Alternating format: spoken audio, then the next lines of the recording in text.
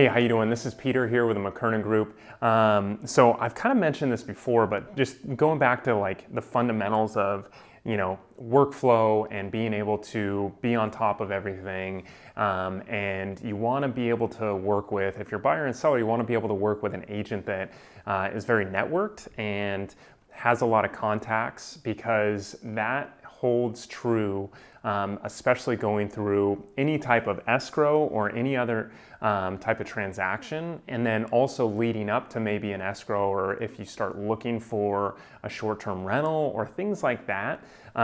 Those are particulars that you need to kind of hone in on as a buyer and a seller, is making sure that you're working with people that have a good big network, and that could be someone that really has good vendor prices, to people that have material costs really cheap comparatively to another agent that really doesn't have any connections with someone selling cabinets, countertops, flooring, anything else for your home that you're going to buy, or maybe your rental, because that network, or that person that's providing value to other people, is ultimately getting things back in the sense of value, which could be you being able to do a remodel for $80,000 on a 2,000 square foot property versus $100,000, because you're saving so much money on the contractor, labor, and materials and stuff like that. So make sure that you're connected with a good agent that's well connected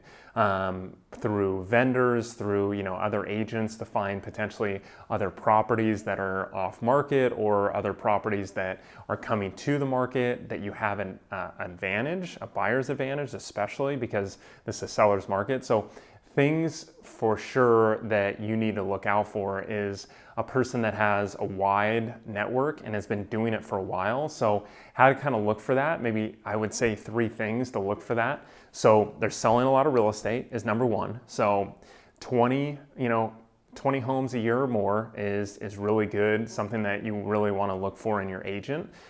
2, is that agent big on social media, or do they have a decent presence on social media?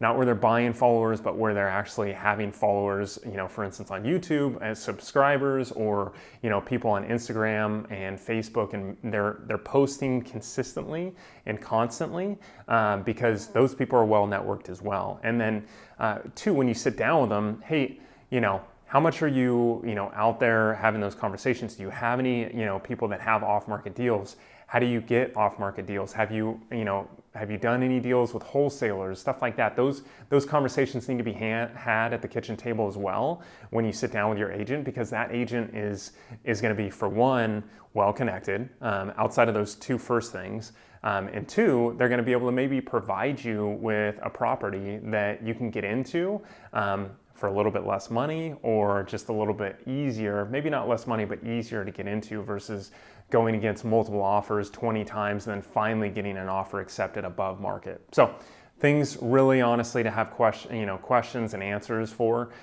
when you go into buying and selling. So if you have any questions on that, because I know it's pretty deep, leave a comment or shoot me a message. Thanks.